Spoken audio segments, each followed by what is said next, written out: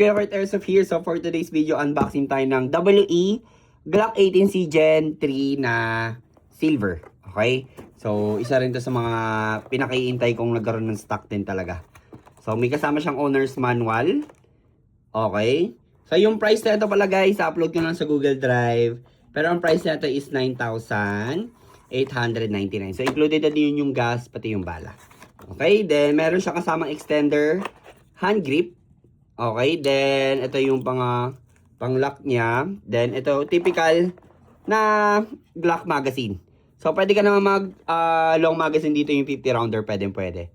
So ito yung standard ng Glock magazine. Okay, so lahat naman ng basta kahit anong magazine ng Glock, ma-ENC man yan or WE or Army Armament or kahit anong klaseng basta Glock, fit to sa kahit anong Glock. Okay, basta Glock.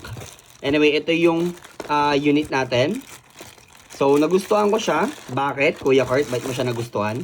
Kasi, bukod sa Gen 3 siya, fan talaga ako ng Gen 3. Wala siyang masyadong markings. Pero meron siyang markings, pero konti lang. No?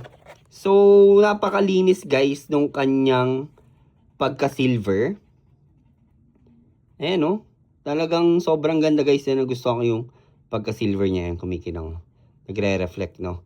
So guys, pag Glock 18C kasi automatic, may semi-auto siya, tsaka may full auto. So dito nyo makikita yung fire selector nyo. Basta Glock 18C automatic, may semi-auto yan, tsaka may full automatic features. So ito yung sights niya.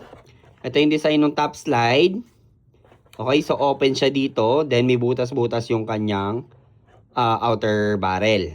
Then may markings ng G18C, tactical, 9x19. May under railing for accessories attachment. So, andito yung safety kapag hindi nyo gagamitin, push down nyo lang. Okay, then yung lower frame nito, lahat ng Glock guys, ang lower frame is polymer po. Wala ka makikitang Glock na full metal. Okay, sa airsoft pa. So, lahat po ng Glock, ang lower frame. Ano Kuya Kurt, ano ba yung lower frame? Ito po yung lower frame guys, ito. Yung nasasakop na to, ito po yung lower frame.